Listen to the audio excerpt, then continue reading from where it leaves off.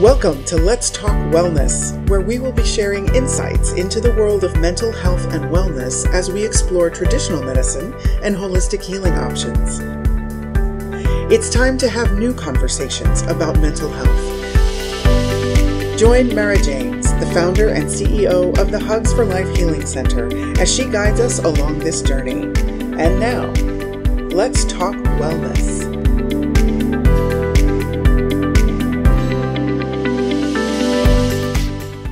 Welcome to Let's Talk Wellness. I am your host, Mara James, and I'm excited to introduce to you today an amazing woman and licensed clinical social worker, Miriam Bustamante. Hi, everyone. I'm so happy to be here. Mara, thank you for inviting me today. Oh, we are so honored to have you here, and we have so many fun things to discuss. Let's start talking a little bit about your reason for being passionate about mental health. Absolutely. Where do I begin? There's so many reasons. I would say the first reason, is with my own personal experiences. Growing up, I think mental health resources were something that were lacking and that I needed more support for. And so when I became, an adult and I was thinking about a career, I think once I started to pursue, mental health services, I realized what a need there was, and I wanted to give back because I was at a place in my life where I was doing well, and I had benefited from receiving help, and so I wanted to be able to offer that help to others. And I honestly feel like also it was like a little bit of divine intervention, we could say, and that it was something that I was called to do, really, because I struggled for a long time not having direction. And now I realize that was a blessing because it happened at the exact right time in my life where I was ready to be able to help others. And I went back to school to pursue a master's in social work at Cal State Fullerton, and everything about like how that kind of came together, I really couldn't doubt that was the right path for me. And so now it's been about, since I started grad school, I guess that was 8 years ago. So, wow. Yeah. It's so important when somebody has gone through it themselves, like, of course, I have also, and they see the light at the end of the tunnel and we make it to the other side, and to be able to help other people, it's such a beautiful thing. And I know when I used to speak to a therapist years ago, I felt like they were judging me and they didn't share anything about me, about themselves. And I know for me, when I speak to people, like, I'm an open book, and I know I'm not a therapist, I'm not trained, but I love to just share with them things so that they have their ego is gone. I share about my family, my mother who was bipolar. I share that I've been experienced a manic episode and was diagnosed with bipolar disorder. My son has Asperger's and ADHD. One of my other children has anxiety and depression. So I just find it so profound. When you meet with your patients, or clients, I guess patients, yes? I call them clients, but many therapists, you're right. Many therapists do say patients. I've always called them clients, I guess, because in my training, that's how, I was taught. But I know a lot of therapists do use patients. So really, it's kind of interchangeable. And I do like the word clients. And I bet you some of those even turn into friends. So you're friends. But working with the clients, do you ever share things about yourself, or is it solely focused on them?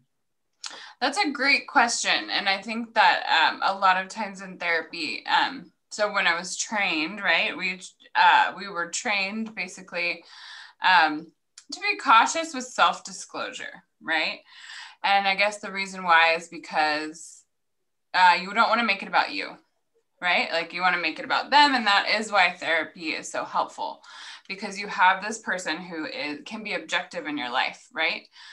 Because the relationship is all about you and not about the clinician. However, I'm a firm believer in a lot of things in life that you kind of have to know the frame to break the frame. So once you learn the frame and you know how to support that relationship where it is about the client, you can disclose, like, for example, if I know something's going to help my client, I will absolutely disclose something about myself. But then it's like coming from that place of, I believe that I have some experience in this area that might be able to offer this person some hope, then of course I'm going to share that, right? Because that's my job, is to help them. So hopefully that answers the question. Absolutely. And I love that. That's wonderful. That would make me, if I was one of your clients, it would make me feel really comfortable. So thank you. So can you share with our friends watching and listening some different areas that you're passionate about and why? And yeah. Absolutely. So when I began social work, I really thought, and that's what I love about the social work field, is that there are so many different things that you can do. And I think a lot of people, there's still like a misperception about social workers that we're just the people who take your children, right? A lot of times people don't really know what social workers do, or, even I'll never forget when I told my dad I wanted to be a social worker. He was like, "You're going to be poor," I was like, all right, well, I'm passionate, so it's fine. But there really is so many fields. You can be a hospital social worker. So I thought I would work with children. And luckily at my agency, I do get the chance to work with children, but I also got the opportunity to work with maternal mental health. So basically, a lot of different pregnant women and also postpartum. And dads also sometimes have difficulty adjusting during the postpartum period. So I'm very passionate about maternal mental health and helping women suffering with postpartum depression. And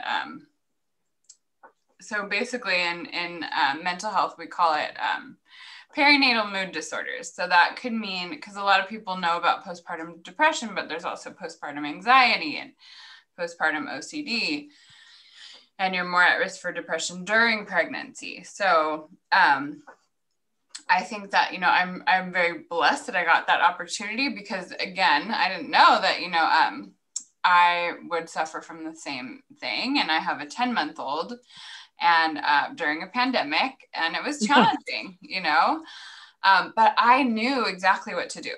I got into action at 5 weeks because I knew the signs, right? But it made me even more passionate about it, because I just realized that so many women don't know and are afraid to speak up, because there's a lot of stigma around mental health. Mm-hmm. Oh, yeah, for sure. So can you share with us some of the signs? Oh, absolutely. So I would say one of the signs that I see often that sometimes we don't realize is a symptom of depression is rage, a lot of like postpartum rage, anger, irritability. I think that's one that we don't talk about as much. I would say that a lot of times for women, it's this sense of like not feeling like themselves. Like I just don't feel like myself. Right. And now, is it normal to some extent not to feel like yourself? Expect you have your first child, it's all your hormones are going haywire. You might be nursing, you might not. Like what, know? So where's that fine line of realizing like, wow, something is going on and I should reach out for help? That's a wonderful question, because I think that you're right during the postpartum period. And that's why it's such a vulnerable time, because sleep deprivation is normal, right? But in any other time in our lives, that is a symptom of depression or anxiety if you're missing sleep, and also it's a form of torture, right? Sleep deprivation. So it takes a toll psychologically. So you're right. How do we tell the difference? Well, I think it's how the mom is coping really with those challenges. And you're right, to a certain extent, the hormonal changes are normal. Like we call them baby blues, right? And baby blues happen to about 80% of women. And that is usually only for about 2 to 3 weeks though. So if it's lasting longer than that, and let's say that mom is having more hard days than not, right? So you're right. It's normal to feel completely different because let's be honest, everything changes, right? When you have a baby, there's not one thing that's the same. So you're right. It is normal to a certain extent, but if your mood is consistently low, it's hard to find hope. You're having difficulty bonding with the baby. Maybe not for every mom. I think there's also a misconception that every mom who has postpartum depression or anxiety might have difficulty bonding. Not everyone, but it does happen. Like you feel detached from the baby, very tearful, like crying all the time. And that's after the baby blues, right? So after that 3-week period, if you're still crying every day, so I think that's how you kind of tell the difference. And with sleep, I think it's a big deal because it's normal for new moms to be sleep deprived, but the goal really is to get 5 hours interrupted. Because if you're not getting at least 5 hours together, you are at risk for a lot of different mental health issues. So that's what, and I know that that's hard, but it's like, let's get partner involved. Let's get anyone involved, like your support system involved. Yeah. And what could be good about that is having, like, I know when I was nursing, my husband never touched the baby, would never feed the baby. And imagine that, like, one of the night feedings that the husband or the partner actually takes, that the mother can get extra sleep. And that's amazing. Absolutely. Yeah. So, and then what about, so there's perinatal, which means also including while you're pregnant. Is that correct? Absolutely. Yes. So can you talk to us a little bit about that? Mm-hmm. Yeah. So depression during pregnancy is also more common, and there's lots of different reasons why. It can be it can be biological, and it can be environmental. So maybe it's an unplanned pregnancy, right? And that does put you at higher risk for depression during pregnancy. It doesn't cause the depression, right? Like necessarily, it's another risk factor. Another risk factor for depression during pregnancy is if you are someone who is more sensitive to or more prone to get symptoms of PMS or, PDD, we call it, premenstrual dysphoric syndrome, I think it's called. Premenstrual dysphoric disorder. So basically that's a woman who might have really severe PMS, and you're at a higher risk for depression during pregnancy and postpartum because of the hormonal changes. So sometimes it's biological, sometimes there's environmental factors. And, sometimes I think it's the anxiety. I know for myself, being pregnant during pandemic, and being told that I was at higher risk, and not being able to leave my house, I think, and not being able to do a lot of the things that I would normally do to cope. For example, seeing friends, or going places, for distraction. You can't do a lot of those things. So I think it's easier to be at risk for anxiety and depression.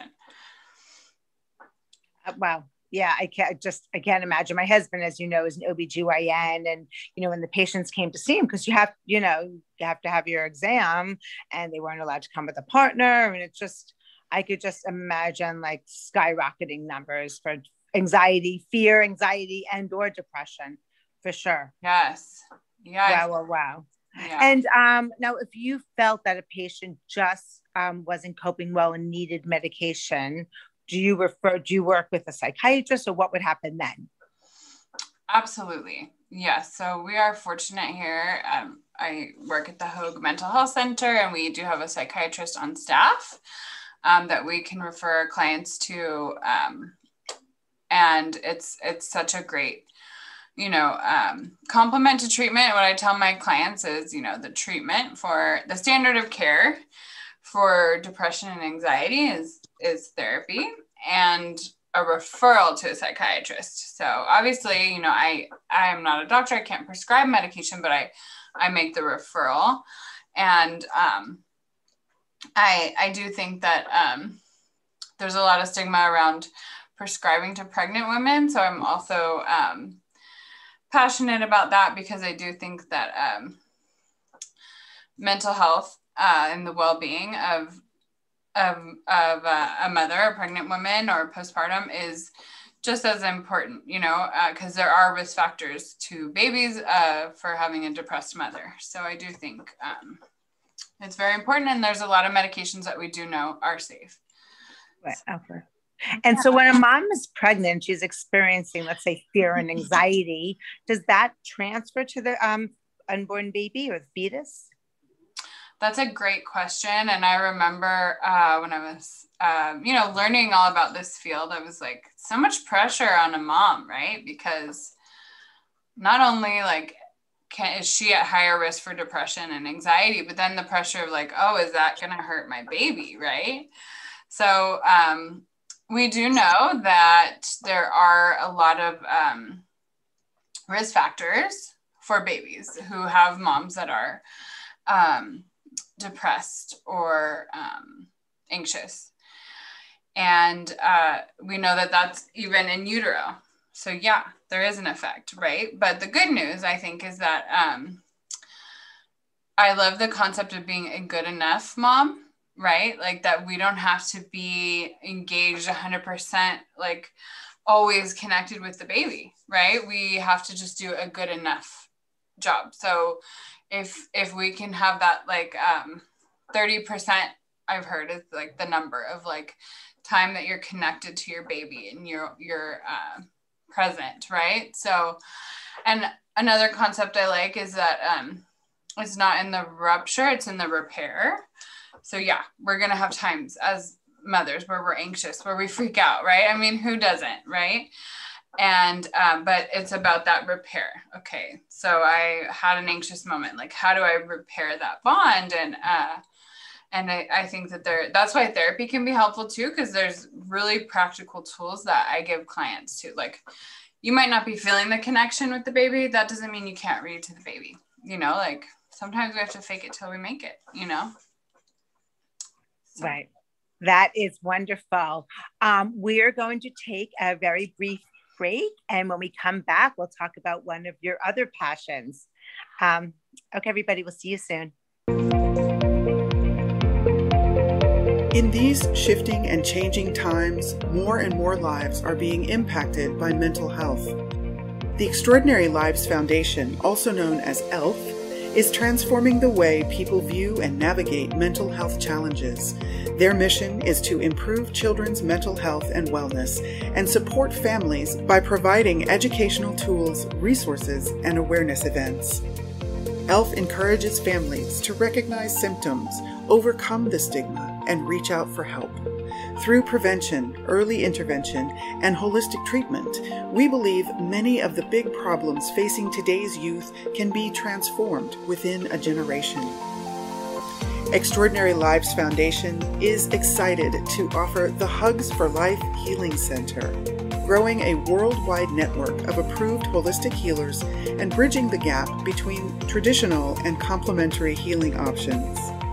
Visit the Extraordinary Lives Foundation website at www.elfempowers.org to find out more about their resources and events.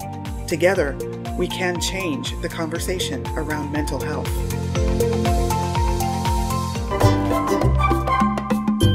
We hope that you're enjoying today's Let's Talk Wellness podcast. And if you have a topic that you would like us to explore, we would love to hear from you. Simply email us at info@elfempowers.org.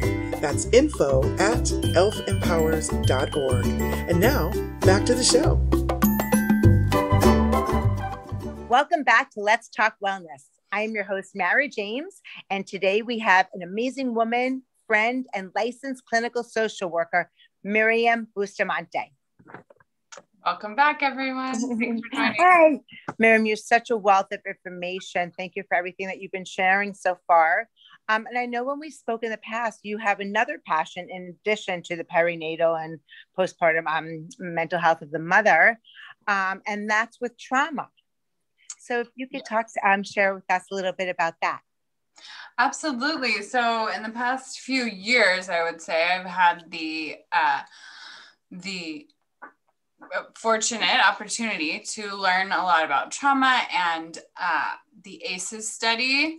I don't know if you're familiar with the ACEs study, Mara. Yes, but if you could share it with us anyway, that'd be great. Absolutely. I love talking about it. It is the Adverse Childhood Experiences study that was done by Dr. Onda, and I can't remember the other doctor's name, but it was a study done in San Diego. And what they realized is that, so they were medical doctors, but they, I think they were doing some treatment with people who were with obesity and chronic health conditions. And they discovered a link between a lot of their patients having childhood sexual abuse and chronic disease. So basically they realized there was a connection and they wanted to study it more. So we all knew that if there's a lot of childhood trauma, that we are more at risk for depression and anxiety and mental health issues. However, what they found is that we're also at risk for a lot of physical health conditions, chronic disease, asthma, liver disease, all these things that they were like, how is there a connection with trauma? And so it was an amazing study. And now the California Surgeon General is very passionate about it too, Dr. Nadine Burke-Harris. She's very passionate about the ACEs study as well. So I think it is becoming more mainstream, and you can go online and find your ACE score. You can take the quiz. I will caution people that it asks 10 questions about experiences you had before the age of 18 and regarding trauma. So that's sexual abuse, physical abuse, witnessing domestic violence, and if your parent had a mental health issue, if a parent was incarcerated, so questions of these nature. So it's very sensitive material. So you might want to, if you are going to take that test, you might want to do it with a mental health provider or your physician, because it does talk about trauma. So again, I suggest if you do it, you take care of yourself afterward. By practicing some wellness exercises, maybe doing some deep breathing. So I do want to give that disclaimer, but the reason why it's so important is we know that the higher your ACE score, the more at risk you are for lots of different health conditions. And so, what does that tell us? That trauma lives in our body. There's a great, I think his name is David Kessler. And he does grief yoga, but he talks about the issues are in our tissues. So basically meaning that trauma lives in the body, and we need to move it out of our body, right? So that's why yoga is so great, and other energy work, things like that, holistic practices, because the body keeps the score, and trauma can live on in the body. So I'm very passionate about it. And we spoke briefly about trauma before in one of our conversations, and that some people think, oh, well, maybe I haven't had any real traumatic experiences, but everyone's had trauma. And I say that because I heard it in a training, that there's big T trauma and little t trauma. So there might be traumas that are smaller, right? But maybe they add up. And there's the bigger traumas, right? That people experience. But everyone has experienced some trauma in their life. And that is just, an unexpected event, right? That caused you to feel scared or anxious, can be a trauma. So yes, I'm very passionate about it. And I think it's really exciting too, that we are always learning more about trauma. And especially now with new discoveries in neuroscience and how the brain chemistry can change, I think it's so hopeful, because even though we know that everyone has trauma, we also know now that there is so many different ways that we can build resiliency. And that to me is kind of like the antidote to trauma is resiliency, right? Because we all know that we could take two different people, put them in the same situation, and they're going to react differently, right? And one person might bounce back, right? That's what resiliency is. One person might be able to bounce back quicker. So how is that possible? Well, there's a lot of different factors, but I will say that one of the biggest factors I think that helps with resiliency is supportive people, like relationships, and so I think that's why this year has been so hard for so many people, because we haven't had that social support that we need in the same way. I think we've all been creative to find it in different ways, but yeah, I think resiliency is so important. And yeah, I'm really passionate about always finding new ways to help people find their resiliency. Right. So and I love what you said about big T and little t. And then we have Mr. T. Yes. You'd be like, what? So it's interesting also, and I'm not good at quoting, I can't quote you, but you said, so to define trauma, is it something that as simple as something that made you feel anxious or fearful? Is that what trauma is? It can be. It's usually the way we define it is an unexpected event that caused you to feel, afraid, anxious. And a more serious trauma, like the big T trauma, would be, definitely if it was something that made you feel like your life was threatened, that is a traumatic event. Right. So, and what about like with the subconscious? I shared with you about my past that I did not even know for the first 52 years of my life that I was sexually molested as a little girl, 3, 4, 5 years old, 5 years old. So I wouldn't even have known I had that much trauma. And then of course, later, 48 years old, I experienced a somatic episode. So I guess that, I don't know. Yeah. It's interesting. I will be completely transparent in that I haven't done a lot of research on that, but I recently was in a training that did talk about, it was like right up my alley because it was all about ACEs and perinatal mental health. So I was like nerding out. I loved it so much. And they talked about brain development and how a lot of people will say, well, we don't really form memories until we're 5 or 6. So, it's like with babies, oh, well, they won't remember it anyways. And the thing about that is that that's the time that their brainstem is being developed. So not only like will they potentially remember it, but it's like it's in their brainstem, like it's so cemented in their brains, right? So to say that they're not going to remember it isn't necessarily accurate, because they might not have a memory, but their body does, right? So the body remembers. There's a whole book about trauma in the body, and it's called The Body Keeps the Score.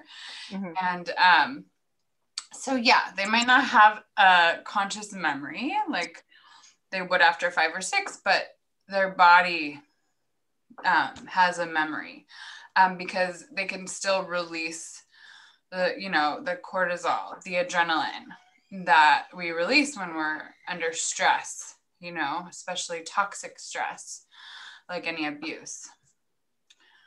So hopefully that answers your question to some degree. Yeah, no, absolutely. And I love that. I was talking to a friend who, is in her 50s going back to study psychology. I'm not sure where and what her degree will be in, but she said that they're teaching like not to look back. And to me, all of my healing, so much of my healing, probably all of it, has been about healing, my inner child, but not only my inner child, I've actually done some healings that when I was in my mom's belly, that a healer was able to access and share with me. And it made total sense, and it was so profound, and to be able to release that. So I totally believe with like the body does keep the score. So you were talking about the gentleman who does the yoga that helps to release things. So like I was an athlete growing up, which I wonder, like, so not consciously knowing about any trauma that I experienced and working out and exercising and doing all that, do you think that was a type of release or a type of healing, or, does that make sense? Absolutely. Yes. Yes, absolutely. I think that, yes, moving the body, I think, is very healing. I don't think we necessarily have to be consciously trying to heal the body, as we're moving. I think if we do have that intention, it can be even more powerful, right? So that's why I think yoga I'm such a fan, because you do set an intention, right? So if your intention is to heal the body with movement, then of course, right, what we focus on is going to grow, right?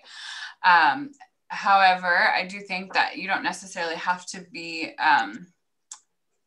consciously focused on healing. I think when you participate in sports, I mean, you're getting so many things from that.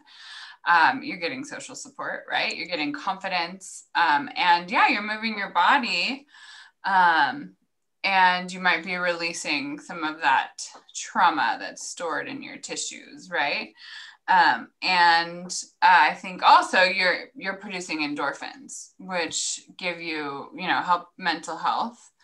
So I think there's so many, when we talk about trauma, we talk about risk factors and protective factors, right? So exercise, playing sports is a huge protective factor, because, maybe the relationships at home too were difficult, right? But maybe you had a coach that was a positive influence. So there's so many benefits that could come from, experiences like that. Wow, that is great. Imagine if all like young children, or all children, right, from 3 to 18 were encouraged, like had yoga as part of their daily routine. It would just make such a profound difference. Wow, so many things. We've been so focused on like the IQ.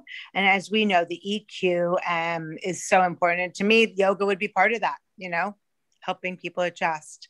Absolutely. Wow. That is amazing. Is there anything else that you'd like to share with us? I know I've asked a few questions. Is there anything I haven't asked that you'd like to share? I think I would just, encourage anyone listening to, seek out your own healing, and whatever that means for you. There's so many, I think there's so many different ways. And I think therapy is a wonderful way, obviously. But it's not the only way, right? I think that you can do lots of different type of wellness practices that can help. But I do think that if we were all passionate about our own healing, we're contributing to making the world a better place. And I think that's all. Awesome. Amen to that. So, and if people want to get in touch with you, what would be the best way? Yeah, so you can email me. I think you could probably put my email in the show notes. Is that an option? Absolutely. But since we're also going to be on a podcast, if you could share the email address with us slowly, that would be wonderful. Absolutely. So it's Miriam Bustamante, MIRIAM BUSTAMANTE @hoag.org. If you have any questions, or if you're interested in presentations, as I mentioned, work at Hoag Mental Health Center, and we offer psychotherapy services on a sliding scale. Right now, because of COVID, we're actually able to offer a lot of services for free. And let's see, we do different workshops. We have free yoga for the community. And we have lots of different resources in-house as well. For people, we have a weekly food distribution, diaper distribution, Zumba. So we have lots of different things if you need anything. And you can also visit our website, Hoag Mental Health Center. And if you just do a search for that, we pop up, and you'll find our phone number on that website as well. And you said if a patient doesn't have insurance, you will see them on a sliding scale? Yes, that's why we're here, to kind of fill the gap in mental health services in Orange County and the surrounding areas. So if you don't have insurance or you can't afford your copay, we work on a sliding scale, and we do mostly mild to moderate, but like things like depression and anxiety. However, we will always help you get connected to the appropriate services. So feel free to reach out. Wonderful. Well, thank you so much for being with us here today. And thank you for all the work that you're doing throughout our community and beyond. Absolutely. Thank you so much for having me. It's always a pleasure to talk with you, Mara. You too. And don't forget, everybody, you are amazing. Yay. Thank you for joining us for this episode of Let's Talk Wellness. This podcast has been brought to you by the Hugs for Life Healing Center, a division of the Extraordinary Lives Foundation, a 501c3 nonprofit organization. If you would like to listen to more conversations like this, we invite you to subscribe to our mailing list at www.elfempowers.org to be notified when our weekly episodes are published. Thank you for joining us, and we look forward to bringing you our next conversation on Let's Talk Wellness.